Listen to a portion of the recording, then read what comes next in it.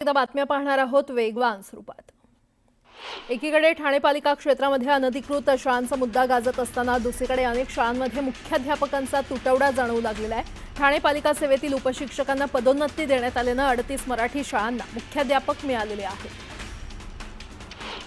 महानगरपालिका शाळांच्या इमारतीमध्ये वर्ग खोल्यांसाठी आकारण्यात येणाऱ्या भाड्यामध्ये गेल्या वर्षी वाढ करण्यात आली।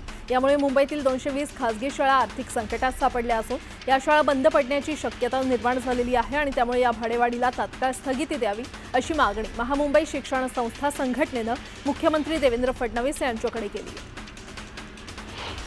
संत तुकाराम महाराजांच्या पालखीचं आज निमगाव केतकीमधून प्रस्थान झालं। प्रस्थानावेळी राज्याचे माजी मंत्री हर्षवर्धन पाटील यांनी सहभाग नोंदवला। हर्षवर्धन पाटील यांनी तुकाराम महाराजांच्या पादुकांची आरती करून प्रस्तावनावेळी पालखीला खांदाही दिला। कराड तालुक्यातील ऐतिहासिक वसंतगड किल्ला धुक्यात हरवलेला आहे। वसंतगड किल्ल्यावरती अनेक पर्यटक धुक्यातील वातावरणाचा तसंच पावसाचा आनंद घेताना पाहायला मिळतात। पर्यटकांना यावेळी इंद्रधनुष्य देखील पाहायला मिळालं। सारथी संस्थेतील पायऱ्यांच्या कामावरून अजित पवारांनी नाराजी व्यक्त केली। पायऱ्यांवर लावलेल्या ग्रेनाइटमध्ये पाणी का मुरत नाही याची तातडीने माहिती द्या अशा सूचना करत अजित पवार यांनी पीडब्ल्यूडी अधिकाऱ्यांना त्या सूचना केल्या। अमरावतीमधील वळगाव पोलीस ठाण्याचे एएसआय अब्दुल कलाम हत्या प्रकरणात 4 आरोपींना अटक करण्यात आली आहे। त्यातील 2 आरोपी जियाउद्दीन, एहसानुद्दीन, अवेस खान आणि अयूब खान यांनी गुन्ह्याची कबुली दिली आहे। गोंदिया जिल्हा मध्यवर्ती सहकारी बँकेच्या एकूण 18 संचालक पदांसाठी आज मतदान घेण्यात येणार आहे। या निवडणुकीमध्ये गोंदिया जिल्ह्यामध्ये एकूण 11 मतदान केंद्र निश्चित करण्यात आली असून एकूण 894 मतदार मतदानाचा हक्क बजावणार आहेत। उपमुख्यमंत्री अजित पवार आज पुणे दौऱ्यावर आहेत। या दरम्यान ते पुण्यातील सारथी कार्यालयाला भेट देणार आहेत। अधिकारी झालेल्या उमेदवारांचा सन्मान अजित पवार यांच्या हस्ते केला जाणार आहे। मुसळधार पावसामुळे बदलापुरातील भोज धरण ओव्हरफ्लो झालंय। धरणावर पर्यटकांनी गर्दी केली आहे। धरणाच्या सांडव्यामधून निघणाऱ्या पाण्याचा आनंद पर्यटक लुटत आहेत। रिव्हर राफ्टिंगसाठी पर्यटक कोकणात दाखल झाले आहेत। कोलाडमधील सगळे रिसॉर्ट फुल झाले आहेत। कोलाडच्या कुंडलिका नदीवर राफ्टिंगसाठी पर्यटकांची तुफान गर्दी पाहायला मिळते। सोलापूर जिल्ह्यामध्ये आज पालखीचं आगमन होणार असल्यानं जिल्हा प्रशासनाकडून जय्यत तयारी करण्यात आली आहे। मुक्कामी असणाऱ्या दिंडीसाठी 103 ठिकाणी वॉटरप्रूफ मंडपाची सोय करण्यात आली आहे। महिला वारकऱ्यांसाठी 2200 स्नानगृह उभारण्यात आले।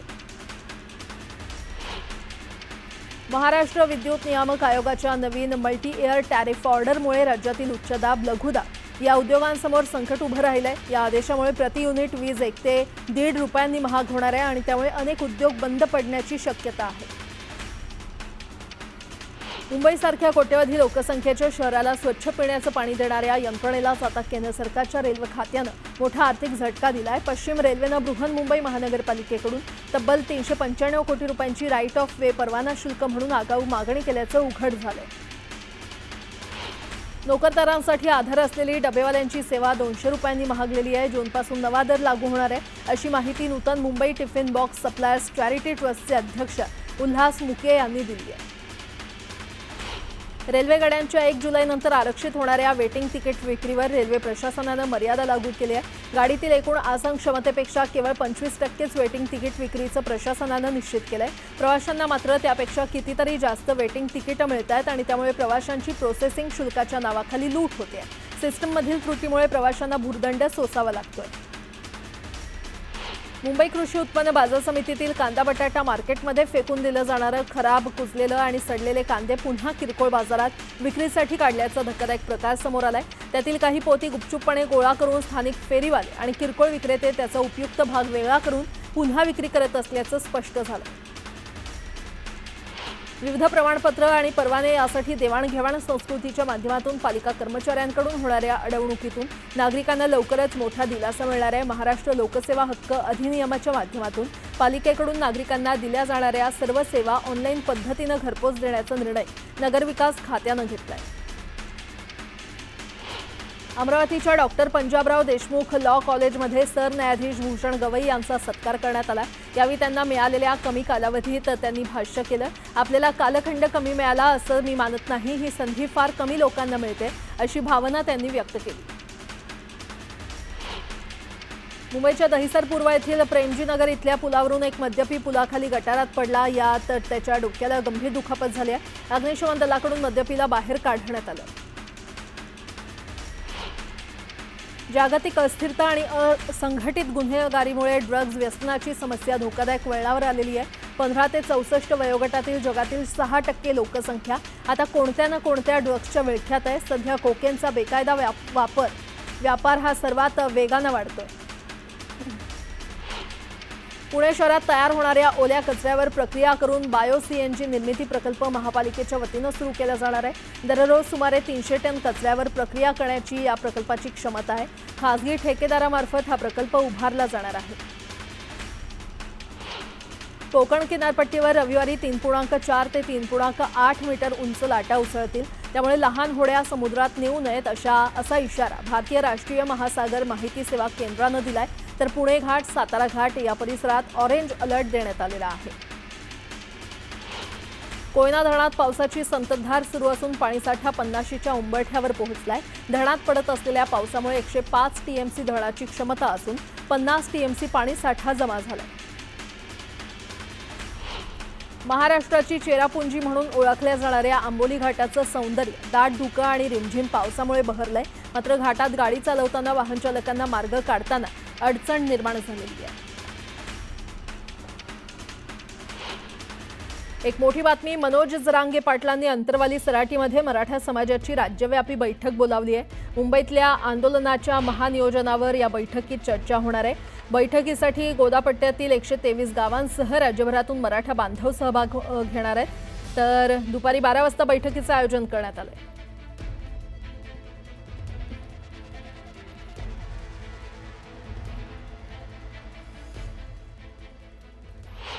गोंदिया जिल्ह्यातील आमगाव देवरी विधानसभेचे आमदार संजय पुराम यांनी महाराष्ट्रासमोर एक उत्तम उदाहरण देत आपल्या मुलीला आदिवासी विभागाच्या शासकीय आश्रमशाळेमध्ये प्रवेश दिला. मुलगी समृद्धीला पुराळा गावातच वर्ग 8वी मध्ये शासकीय आश्रमशाळेमध्ये प्रवेश दिला. बीड जिल्ह्यामध्ये गेल्या 4 वर्षात जिल्हा परिषद शाळांमधील विद्यार्थ्यांची संख्या 37,000 घटलेली आहे. जिल्ह्यात 15 शाळा बंद झाल्यात. याला संपूर्ण प्रकारावर शिक्षणप्रेमींनी संताप व्यक्त केला. सोलापूरमध्ये माजी महापौर मनोहर सपाटे यांविरोधात भाजप शहर आघाडी आक्रमक झाली आहे आणि सपाटे यांनी 45 वर्षीय महिलेचा विनयभंग केल्याचा व्हिडिओ सोशल मीडियावर व्हायरल झाला होता. सपाटे यांच्यावर कडक कारवाई करण्याची मागणी करण्यात आली आहे. नाशिक आणि त्र्यंबकेश्वर इथे भरणाऱ्या कुंभमेळ्याच्या आयोजनासाठी स्थापन करण्यात आलेल्या नाशिक त्र्यंबकेश्वर कुंभमेळा प्राधिकरणाला राज्य सरकारनं सर्वाधिकार दिलं असून पुढील 3 वर्ष नाशिक जिल्ह्यात याच प्राधिकरणाची मक्तेदारी राहणार आहे. नाशिक महापालिका, जिल्हाधिकारी, जिल्हा परिषद आणि विभागीय आयुक्त अशा सर्वच सरकारी आणि निमसरकारी कार्यालयांना प्राधिकरणाचा आदेश पाळावा लागणार आहे. बीड शहरातील नामांकित प्रोफेशनल क्लासेसमध्ये शिक्षण घेणाऱ्या अल्पवयीन विद्यार्थिनीचा छळ केल्याचा शिक्षकांवर आरोप होता. या प्रकरणात पोक्सो गुन्हा दाखल झाल्यानंतर 2 दिवसांपासून फरार असलेले प्राध्यापक विजय पवार आणि खाटोकर यांना अखेर अटक करण्यात आली. सोलापूर जिल्ह्यामध्ये अक्कलकोट तालुक्यातील 4 साखर कारखान्यांकडून ऊस उत्पादक शेतकऱ्यांची FRP बिलं थकीत आहेत. यासाठी शिवसेना ठाकरे गटाच्या वतीनं शेतकऱ्यांची FRPची रक्कम लवकर द्यावी यासाठी अक्कलकोट तहसील कार्यालयासमोर आंदोलन करण्यात आलं. जळगाव जिल्ह्यातील पाचोरा इथे आगामी स्थानिक स्वराज्य संस्थांच्या निवडणुकीच्या पार्श्वभूमीवर शिवसेना शिंदे गटाचा निर्धार मेळाव्याचं आयोजन करण्यात आलं होतं. आमदार किशोर पाटील यांच्या उपस्थितीमध्ये हा निर्धार मेळावा घेण्यात आला. जळगाव जिल्ह्यातील मुक्ताईनगर तालुक्यातील जाणाऱ्या इंदूर हैदराबाद महामार्गाच्या भूसंपादनात योग्य मोबदला मिळालेला नाही आणि यासाठी शेतकऱ्यांनी पूर्णा नदीवरील पुलाचं काम बंद पाडून आंदोलन केलं. एसटी महामंडळाची बस चक्क 3 नटबोल्टवर धावत असल्याचा प्रकार श्रीवर्धन बस डेपो परिसरात उघडकीस आला. ही बस मुंबईकडून श्रीवर्धनपर्यंत प्रवास करत आली. मात्र ही बस पुढील प्रवासासाठी म्हणजे दिघीला निघाली असता जागरूक नागरिकांच्या हा प्रकार लक्षात आला आणि पुढील अनर्थ टळला. जळगावच्या यावलमध्ये कंटेनरच्या धडकेत महिला गंभीर जखमी झाल्या. डाव्या पायावरून कंटेनरचं चाक गेल्यानं महिलेचा पाय निकामी झालाय. सातारा जिल्ह्यातील कराड तालुक्यात बिबट्याची दहशत पाहायला मिळत आहे. डोंगर दऱ्यांसह आता गाव वस्तीतही बिबट्या दिसू लागलाय. एका रात्रीत कराड तालुक्यातील सदाशिवगड, वारुंजी आणि उत्तर तांबवे इथे बिबट्यानं दर्शन दिलं. या बिबट्याचा बंदोबस्त करण्याची मागणी ग्रामस्थांनी केली. वारकरी संप्रदायातील शिस्तबद्ध दिंडी म्हणून ओळख असणाऱ्या संत गजानन महाराज यांच्या वारकऱ्यांच्या सामानासाठी विशेष व्यवस्था करण्यात आली आहे। उळे कासेगाव ठिकाणी मुक्कामी असणाऱ्या पिवळ्या आणि काळ्या ताडपत्रीत सामान ठेवून त्याला एक विशिष्ट कोड दिला जातो। वॉटरप्रूफ मंडपाची देखील सोय इथे करण्यात आलेली आहे। बीड संत शेख मोहम्मद बाबा आणि महादेव देवस्थान दिंडी सोहळ्याचं पंढरीकडे प्रस्थान झालंय। हिंदू मुस्लिम बांधव एकत्रित येऊन हा दिंडी सोहळा पंढरपूरकडे घेऊन जातात। सर्व जाती धर्माच्या पलीकडे हा दिंडी सोहळा पाहायला मिळतो। सोलापूर ग्रामीण पोलिसांनी आषाढी निमित्तानं विशेष तयारी केली आहे। ग्रामीण पोलिसांची वारीवर विशेष नजर असणार आहे। जिल्ह्यामध्ये पालखीनं प्रवेश केल्यापासून ते पंढरपुरातील वारी करून पालखी परत येईपर्यंत पोलिसांचा बंदोबस्त असणार आहे। राज्य सरकारनं महिला सक्षमीकरणासाठी लाडकी बहिणी योजना सुरू केली आणि त्यामुळे महिलांना आर्थिक बळ मिळालं। आता मुंबई बँकेनं या लाडक्या बहिणींना आणखी आर्थिक सक्षम करण्यासाठी पाऊल उचललंय। 10 लाख लाडक्या बहिणींना प्रत्येकी 1 लाखांचं बिनव्याजी कर्ज देणार आहे आणि त्यामुळे लाडक्या बहिणींना छोटा मोठा उद्योग व्यवसाय सुरू करणं शक्य होणार आहे।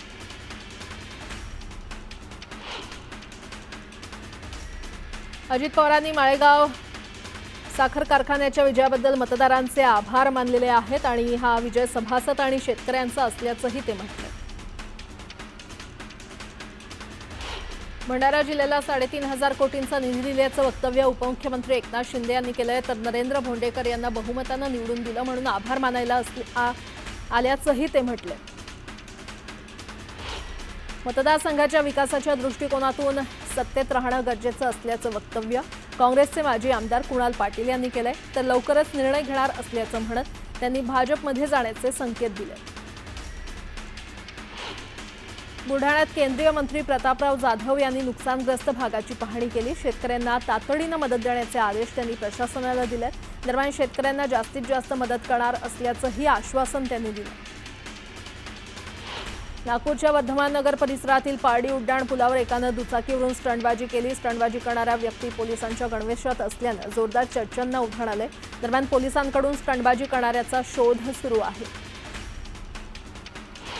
जळगावच्या धरणगाव बस स्थानकावर पंढरपूरच्या प्रवाशांनी संताप व्यक्त केलाय। धरणगावाहून निघणारी बस एरंडोलहून भरून आल्यानं प्रवाशांनी आक्रमक पवित्रा घेतला। दरम्यान एसटी प्रशासनानं दुसऱ्या बसची व्यवस्था केल्यानं तणाव निवळला। बुलढाण्याच्या खामगाव शहरात सलग दुसऱ्या दिवशी नगरपालिकेनं अतिक्रमणावर धडक कारवाई केली। कारवाईमुळे छोट्या व्यावसायिकांवर उपासमारीची वेळ आली आहे। यामुळे छोट्या व्यावसायिकांनी नगरपालिकेच्या कारवाईला विरोध केला। आता एक मोठी बातमी। 11वी ऑनलाईन प्रवेश प्रक्रियेची पहिली गुणवत्ता यादी काल जाहीर झाली आणि पहिल्या प्रवेश फेरी अंतर्गत 6,32,194 विद्यार्थ्यांना प्रवेशासाठी कॉलेज अलॉट करण्यात आलेले आहेत। त्यात कला शाखेच्या 1,49,791 विद्यार्थ्यांचा, वाणिज्य शाखेच्या 1,39,602 विद्यार्थ्यांचा, तर विज्ञान शाखेच्या 3,42,801 विद्यार्थ्यांचा समावेश आहे। आपण ही 11वीची पहिली गुणवत्ता यादी कशा प्रकारे जाहीर करण्यात आली आहे, किती मुलांचा समावेश आहे ते ग्राफिक्सच्या माध्यमातून जाणून घेऊयात। राज्यभरातून 12,71,295 विद्यार्थ्यांनी अर्ज केले होते। त्यामध्ये 6,32,194 विद्यार्थ्यांना कॉलेज आतापर्यंत पहिल्या यादीतून अलॉट करण्यात आलेले आहेत। कला शाखेचे त्यामध्ये 1,49,791 विद्यार्थी आहेत, तर वाणिज्य शाखेचे 1,39,602 विद्यार्थी यांना पहिल्या यादीमध्ये कॉलेज अलॉट करण्यात आले आणि विज्ञान शाखेच्या 3,42,801 विद्यार्थ्यांचा समावेश आहे। तब्बल 4,57,871 विद्यार्थ्यांना पहिल्या पसंतीचं कॉलेज प्राप्त झालंय।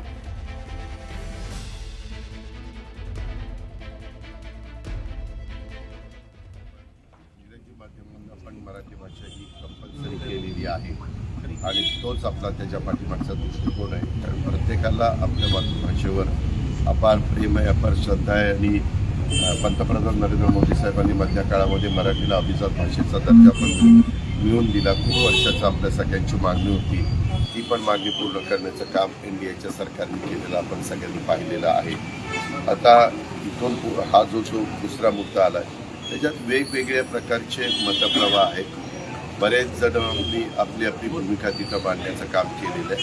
मी पण सांगितलेलं आहे किंवा माझंही मत त्याच्यामध्ये असं आहे की पहिलीपासून इंग्रजी आणि मराठी, जे इंग्रजी शाळेत शिकतात त्यांनी इंग्रजी मराठी त्याचं शिक्षण घ्यावं, 5वीपासून हिंदी सुरू करावं। कारण माझं तुम्हालाही सगळ्यांना माहिती आहे की की जो मराठीमध्ये लिहायला वाचायला शिकतो त्याला लिहिता आणि वाचता हिंदी पण लगेच येतं. मराठी शिकल्यावर तो हिंदी पण येतो, कारण ती लिपी तीच आहे, त्याच्यावर ती अडचण नाही. तर 5वीपासून तो आपल्याला व्यवस्थितपणे त्यांनी कव्हर केलं तर तो 5वीपासून शिकला तरी चालू शकतो. अर्थात आता त्याच्याबद्दलची चर्चा होईल आणि प्रत्येकाने त्याबद्दलचं आपलं मत व्यक्त केलेलं आहे. आणि एकंदरीत सगळे वेगवेगळे लोक वेगवेगळ्या पद्धतीनं आपली आपली भूमिका मांडण्याचा प्रयत्न करतायत. तिथं काहीतरी मोर्चा काढायचा आहे, कुठलाही झेंडा नाही वगैरे वगैरे असं ते चालतं. दादा ते मोर्चा सहभागी होणार तुम्ही सहभागी होणार का त्या तुमचा पण फोटो अजित राज ठाकरेंच्या बॅनरवर फोटो आहे दादा. दादा फोटो आहे त्यावर. आणि संजय राऊत म्हणतात 2 ठाकरे बंधूंना एकत्र येण्यात विरोध केला जातोय सरकारकडनं. कुणी कुणाला विरोध करा, आमचा काय संबंध आहे रे? तुम्ही कुणी पण दोघांनी एकत्र यावं हा त्यांचा अंतर्गत प्रश्न आहे. त्याच्यात आपण लोकांनी नाक खुपसायचं काय कारण आहे? काहीच कारण नाही ना. आपणही त्यांना म्हणलं नव्हतं की तुम्ही वेगवेगळे व्हा, आणि आपण कुणी त्यांनी काय करावं ते त्यांचे पक्षाचे प्रमुख आहे. तो पूर्णपणे अधिकार सगळ्यांना जसं संविधानाने आणि घटनेने कायद्याने दिलेला आहे तसं त्यांनाही दिलेलं आहे. तेही पण त्याच्यातलेच एक महत्वाचे घटक आहे. ते त्यांच्याबद्दलचा निर्णय घेत. बॅनरवर तुमचा फोटो आहे. मला माहित, मला मी ते असं तुमच्याकडनंच ऐकलेलं आहे. माझ्याकडे मला तुम्ही मोर्चा सहभागी होणार आहेत का? अरे बाबा, त्या संदर्भामध्ये आम्ही स्वतः मोर्चाची वेळच येऊ नये अशी आमचा प्रयत्न आहे. रोलबॅक होईल. हे कुठल्याही बाबतीमध्ये ज्यावेळेस वेगवेगळे राजकीय पक्ष एकत्र येऊन UPA असेल, NDA असेल, ही लोक काम करत असतात, आघाडी असेल, युती असेल, त्यावेळेस थोडंसं वेगवेगळा मतप्रवाह असू शकतो. परंतु नंतर राज्याच्या हिताचं काय, जनतेच्या हिताचं काय, तरुण पिढी म्हणजे जे विद्यार्थी शिक्षण घेणार आहेत त्यांच्या भवितव्याच्या दृष्टीनं काय महत्वाचं आहे, हे सगळ्या याबद्दलच्या गोष्टी पाहायच्या असतात, चर्चा करायची असते. चर्चेतनं नेहमी चांगला मार्ग निघतो असं माझं स्वतः. दादा शिंदे गटामध्ये नागपूरमध्ये कुख्यात गुंडांनी प्रवेश केला. एकनाथ शिंदेच्या उपस्थितीत, अर्थात गेले काही नागपूरमध्ये त्यांच्या उपस्थितीत प्रवेश झाला. अरे बाबा, कधी कधी आम्ही ज्यावेळेस पक्षप्रवेशाला जातो त्यावेळेस ज्याला पक्षप्रवेश देतो सगळ्यांची हिस्ट्री अगदी बारकाईने माहिती असते अशातला भाग नाही. माझ्या हातनं देखील एकदा इथं घडलेलं होतं, तुला आठवत असेल मागच्या काळामध्ये. पण ते कळलं की लगेचच आम्ही त्यांना पक्षातनं बाजूला केलं. आता याबद्दल तुम्ही जे सांगता, मागे RR पाटील आमचे होते, त्यांच्याही बरोबर काही फोटो काढतात, तर कुणाचे तरी चुकीच्या प्रवृत्तीच्या लोकांचे फोटो होते. अशा वेळेस सरकारमध्ये जे लोक काम करतात त्यावेळेस खरं पोलिसांनी थोडं बारकाईनं लक्ष दिलं पाहिजे की कुणाची नावं आहेत, आणि त्यावेळेस लगेच त्या पक्षप्रवेशाच्या जे पक्षप्रवेश देतात त्या नेतृत्वाच्या लक्षात आणून दिलं पाहिजे की तुम्ही हे अशी यांची पार्श्वभूमी आहे, तर ह्याच्याबद्दलचा निर्णय तुम्ही घ्या. संतोष बांगर जे आमदार आहेत त्यांनी पंढरपूर देवस्थानाला पत्र लिहिले, माझ्या नातेवाईकांना VIP दर्शन द्या, भावाला VIP दर्शन द्या. 21 जणांची नाव आहेत. हे तुम्ही काय करता, तुम्हाला ज्यावेळेस प्रश्न उडत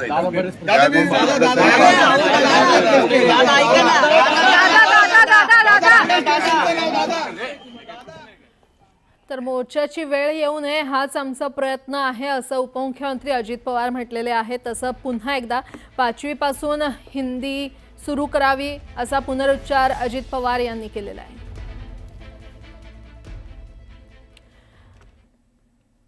पुन्हा एकदा बातम्या पाहूयात वेगवान स्वरूपात. हिमाचल प्रदेशातील कांगडा इथे अचानक आलेल्या पुरातील मृतांचा आकडा हा 7 वर पोहोचलाय. ढगफुटीमुळे आलेल्या मोठ्या पुरामुळे कांगडा आणि कुलूमध्ये प्रचंड नुकसान झालं होतं. केरळमधील त्रिशूरमध्ये मुसळधार पावसामुळे नद्यांच्या पाणी पातळीत वाढ झाली आहे. पिची धरणाचे सर्व दरवाजे उघडण्यात आले. जवळच्या गावांना सतर्कतेचा इशारा देण्यात आला आहे. केरळमध्ये मुसळधार पाऊस कोसळला. पावसानं नद्यांच्या पाण्याची पातळी वाढली. हवामान खात्यानं 7 जिल्ह्यांमध्ये ऑरेंज अलर्ट जारी केलाय. उत्तराखंडमधील बागेश्वरमध्ये मुसळधार पावसामुळे पुन्हा एकदा डोंगर कोसळला. कापकोटमध्ये मुसळधार पावसामुळे ग्रामस्थांमध्ये भीतीचं वातावरण आहे. गुजरातमधील जुनागडमध्ये निसर्गाचं एक अनोखं दृश्य पाहायला मिळालं. पावसानंतर मंदिराजवळून ढग जाताना दिसले. सर्वत्र हिरवळ पाहायला मिळाली. गुजरातमधील द्वारका येथील पावसानं महानगरपालिकेच्या कामाची पोलखोल केली. शहरातील मुख्य बाजारपेठांमध्ये पावसाचं पाणी भरलं. ग्रामीण भागातही नागरिकांना त्रास सहन करावा लागला.